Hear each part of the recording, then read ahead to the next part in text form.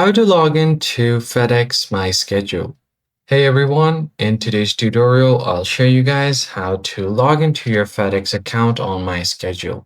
So the first thing you're going to have to do is open up any web browser on your PC or phone, tap on the search bar and simply search for FedEx Schedule Login. From here, you'll find the first result, fedex.com/myschedule. You can directly go ahead and open this URL or type it in. Then it will take you to the login page directly where you have an option to enter your username and your password. Now, if your username and password is correct, you can simply click on the sign in option.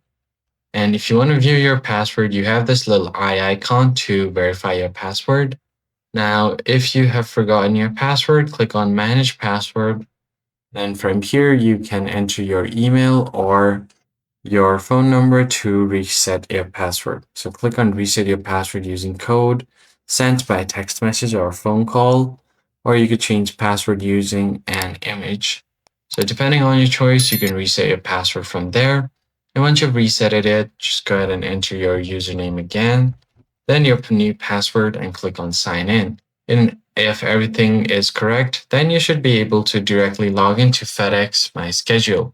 So that's pretty much it, guys. I hope this tutorial was helpful. I'll see you guys on the next video.